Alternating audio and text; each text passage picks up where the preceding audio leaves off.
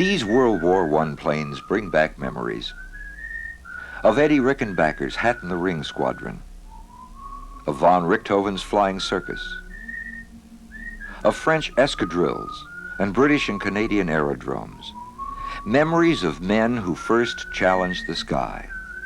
They're all gone now, but their spirit lives on at Old Rhinebeck Aerodrome, a small airfield north of New York City. Every Sunday from May through October, Cole Palin and his crew are up before dawn, preparing for their weekly air show. Switch on and go. Okay. Switch on and ready. Once a year, early in September, Cole's air show becomes part of a World War I weekend. Today is the World War I radio-controlled aircraft jamboree, a day when Cole shares the skies with other planes, just as authentic, but built to a much smaller scale and controlled by transmitters on the ground. For the modelers, building and flying these old planes is just a sport.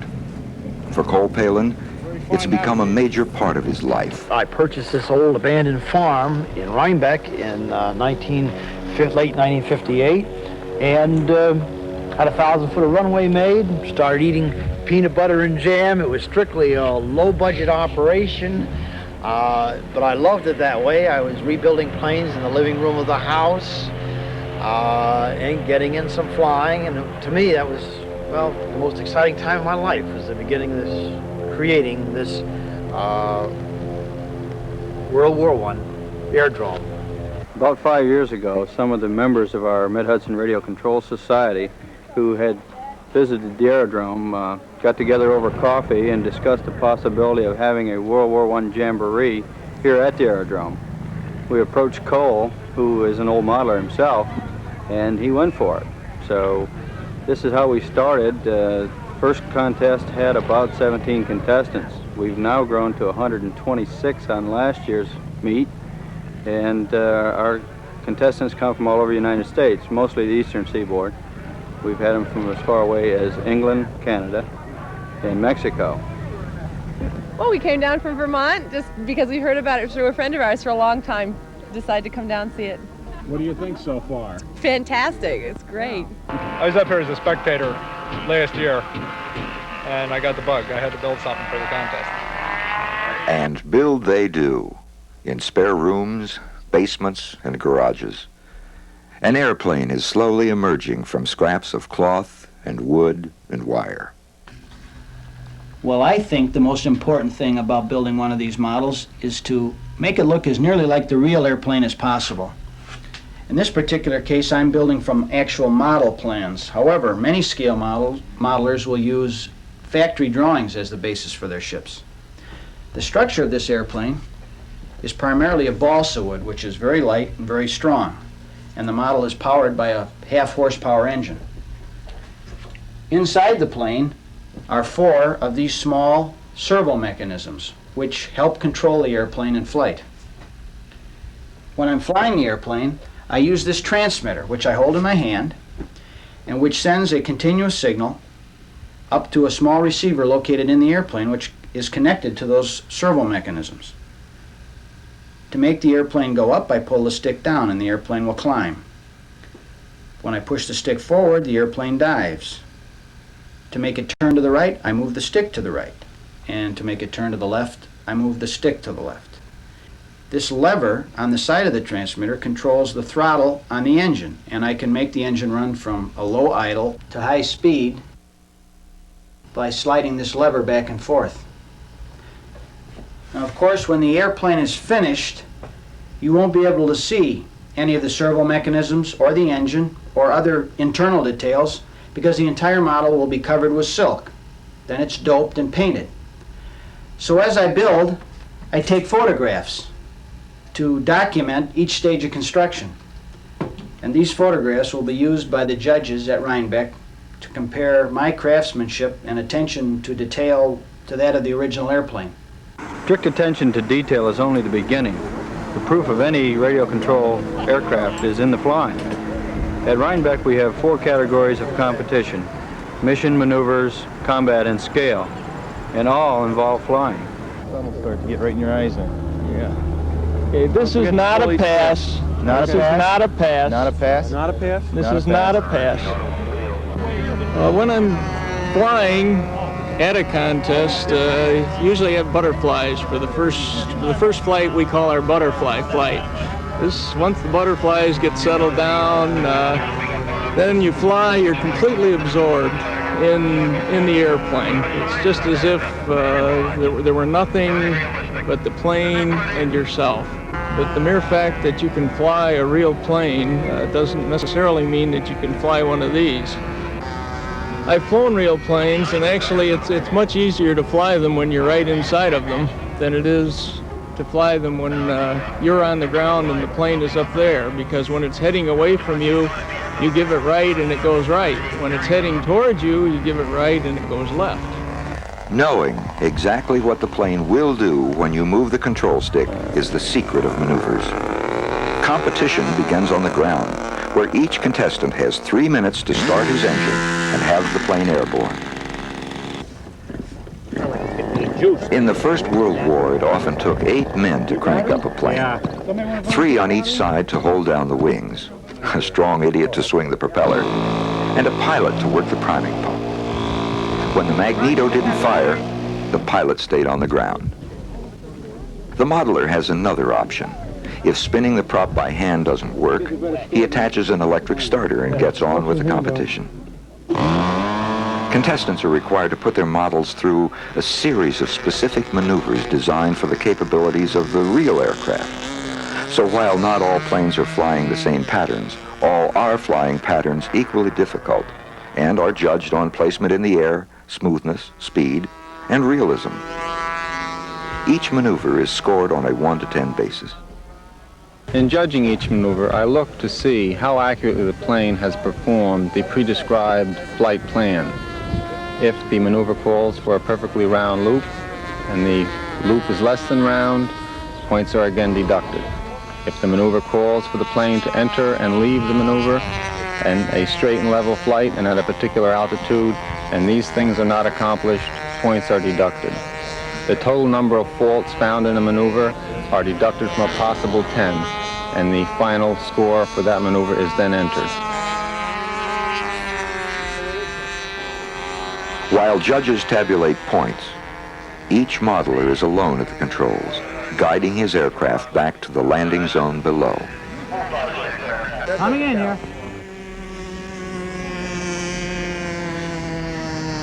Excuse me, sir. Would you please stand back for scoring this landing? Very nice. In the mission event, the modeler gets a maximum of 50 points each for precision takeoff, bomb drop, balloon attack, and spot landing. This was originally set up to be a fun event, but it's turned out to be one of the most competitive. From the time the modeler lifts his plane off the ground, he's all business. There's an enemy target down there, and he gets one chance to bomb it. Balloon busting simulates destroying an observation balloon, a mission attempted by only the most reckless World War I pilots.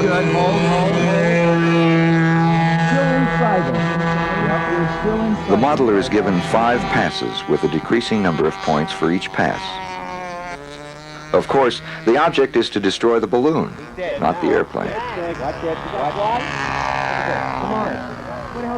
Oh, that N10. Oh, God. The mission event ends with a spot landing. A perfect score can give the modeler 200 points. Most Rhinebeck contestants are able to land their planes on the ground in front of them. But a soft landing was far from routine for the World War I pilot. What happened to her?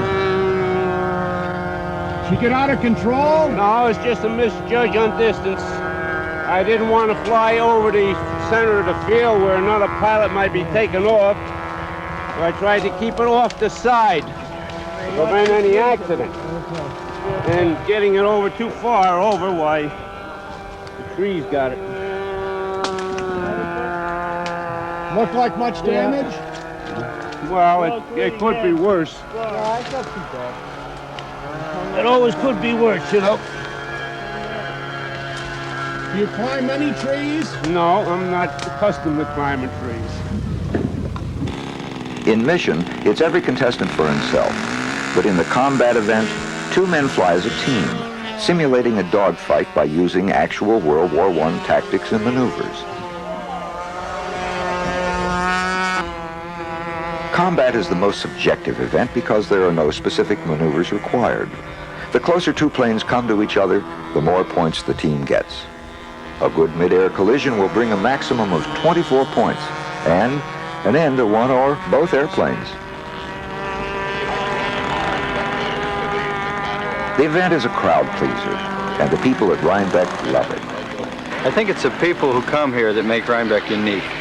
The Jamboree is a family affair and really attracts a cross-section of people. We have everything from the common layman to doctors, lawyers, engineers, professional people. But all the contestants seem to have one thing in common, a love of aviation, and particularly model aviation. If a contestant wipes out his plane, as long as he's had a chance to fly it, he usually will say, well, that's what I built it for. I built it to take to Rhinebeck and fly it. I flew it, and I'm happy. During the day, it's strictly competition, but at night, everyone gets together around a campfire. À le front, à la taille, alouette. Oh! Alouette, gentille alouette, alouette, gentille demeurée. Hey, not bad, man. Hey, not bad, hey. We had a contest down in Montreal where it was one of these contests that we couldn't get any good turnouts for a regular contest. So one of the fellas rigged up a contest where you rolled the dice, and whatever number you got in the dice, you had to go up and do that many number of loops, and they were timing. It was all time. So one of the gizmos was that the wives would all try to fly, and the wife that held the transmitter for the longest number of seconds would win the prize.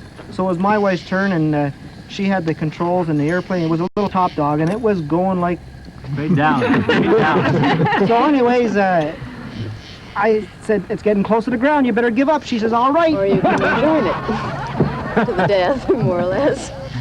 And I decided I'd join it to the extent that I decided you might as well capitalize and create things out of this. So I wrote a song. All about. Can we hear it? Yeah, why don't you? Why not? It's called Model Airplane Blues.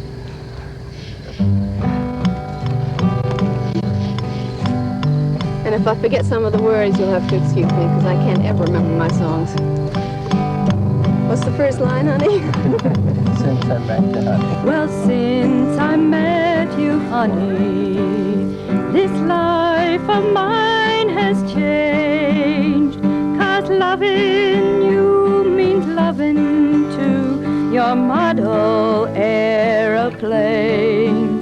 I wish I could be reconciled to my secondary role, but it's hard to be romantic by radio control.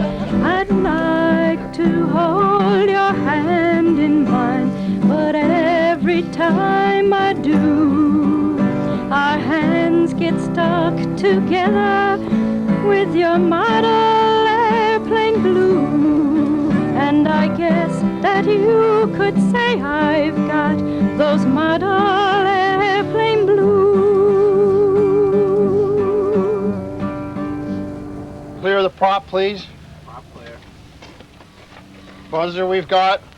Okay. Early Sunday morning, while the modelers are still dreaming of a perfect flight, Cole Palin and his crew are warming up the planes for his air show.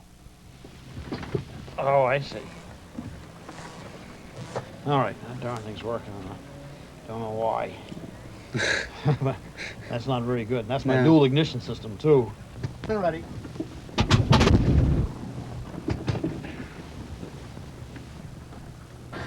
Okay, switch on. Kodak.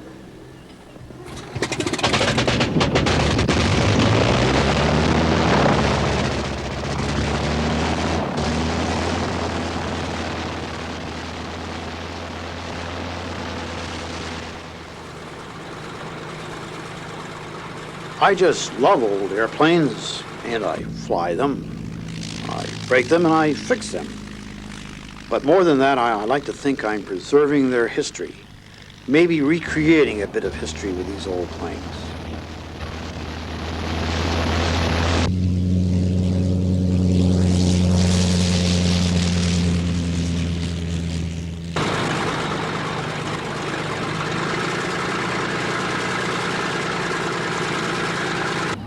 I first came in contact with him at Roosevelt Field, where there had been a museum in the early 30s. When I heard the field was going to be closed, I couldn't help but wonder what would happen to the old World War I planes. At that time, I was going with a young lady, and I suppose to try to impress her, I acted like I was going to buy these old airplanes. And I was amazed to find out that indeed they were for sale. As it turned out, I did get the planes, and I lost the girl.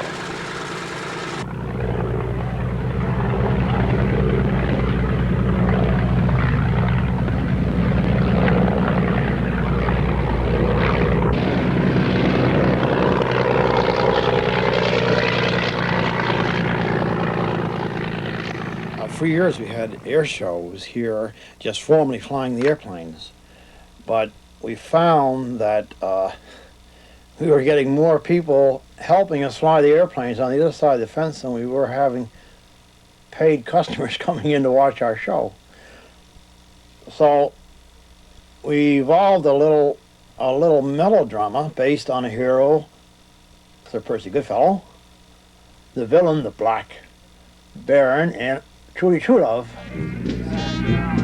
Throughout our melodrama, the Black Baron is trying to picnic with Trudy Trulove, but he's always being interrupted by Sir Percy Goodfellow's henchmen who are flying in the skies above.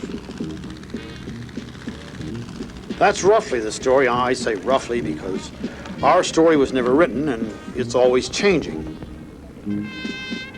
Whenever a new piece of equipment becomes available, we try to work it into the show by making our story a bit more involved. Now I'm collecting old cars, so we're working them into the show. Old cars and planes, they go together. They were born together, really. And we like to use them in old motorcycles in our story.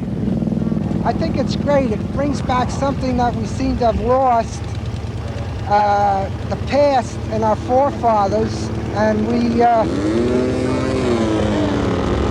like to bring back the color and everything. The hero of our melodrama is Dick King, who takes the part of Sir Percy Goodfellow and flies his own Sopwith pup.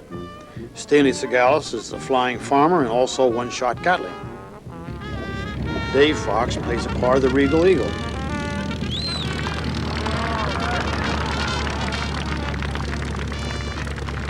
Gee, when they taxi the old planes down the runway in front of the audience, there's just a wave of cameras coming up, and there must be 500 pictures taken during every takeoff.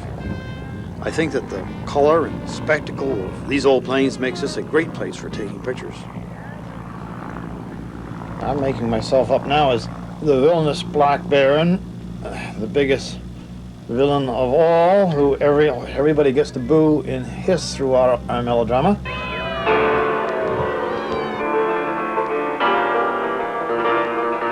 During his picnic, the Black Baron gets bombed with charcoal bombs by Sir Percy Goodfellow's henchmen. He considers this a challenge, and he takes off in his Fokker triplane to shoot down his adversaries.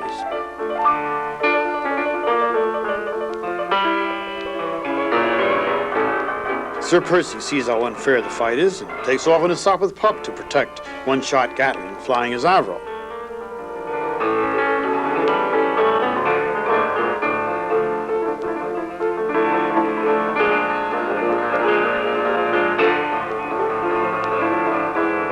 During the dogfight, Sir Percy Goodfellow gets shot down in white smoke, and the Black Baron gets shot down in black smoke. But somehow they both survive, and when the Black Baron lands, he has one bomb left. Being the big show-off that he is, he keeps throwing this bomb up and catching it. Finally, he drops it, the bomb blows up, and the Black Baron has destroyed himself. But like all fairy tales, this one ends happily. The Black Baron is brought back to life by Trudy Trulove's kiss. And everybody, of course, lives happily ever after.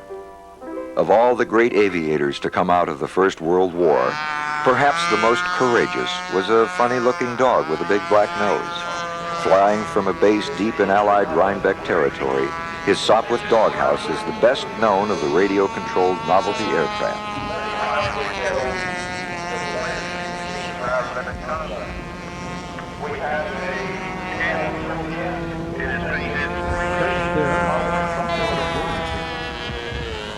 While our hero goes to quaff a few root beers, a camera in another novelty aircraft is photographing his every movement.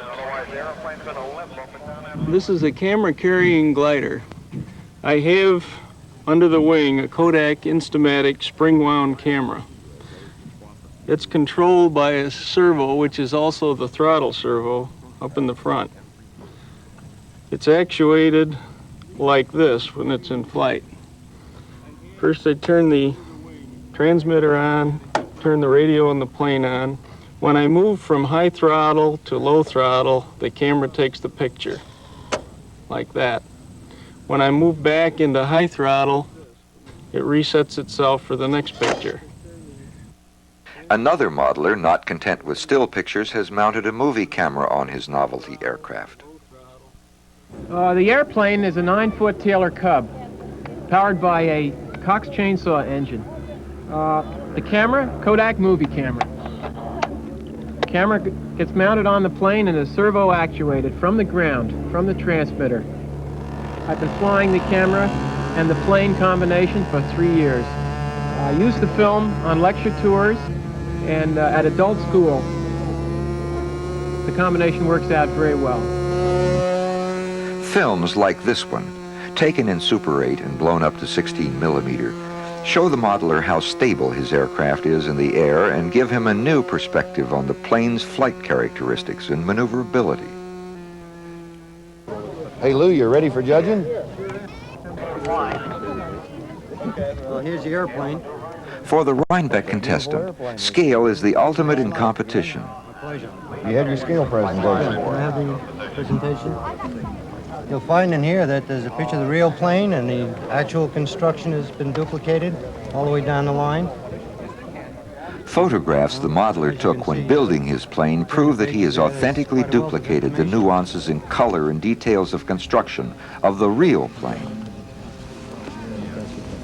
I don't know if that's a commercial. Everything is in accurate scale. The instruments and controls that guided the planes, the machine guns that fired through and often into the propeller blades before a synchronizing mechanism was invented. Bombs that were carried in an aircraft that was no heavier than a motorcycle today. The bright colors of daredevil pilots who believed they were invincible in the skies. The spirit of that era lives on at Rhinebeck today, where scraps of cloth and wood and wire have somehow been made into a flying machine. Insignia of that bygone era are displayed proudly as judges examine each part of the plane's construction. The fuselage, sometimes fashioned from laminated plywood. The engine that carried the pilot through the skies at less than 100 miles an hour. Which way? Cloth-covered wings that might fly off in a steep dive. The landing gear that touched down in any clear area available. The tail surfaces, the paint job, the overall general appearance. In each category of competition, the judges award a maximum of 50 points. 25 of these are for workmanship, 25 for attention to detail. Well, it's hard to believe this is too realistic in here.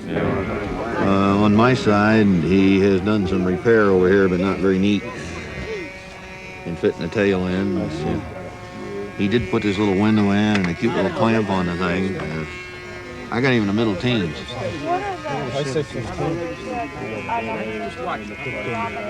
Okay, he had a 17, you had a 16, 15, 15. You object to 15, or you insist on The contestant's scale points will be totaled and multiplied by the score he received in the maneuvers competition. Combat and mission points will be added in, and a grand prize winner will be selected. But to the Rhinebeck contestant, winning is not as important as just being there. can always tell the age of the child by the size of his toys. I think little youngsters have their sandbox toys, their bulldozers and what have you, and us bigger boys, we just have these bigger airplanes, that's all.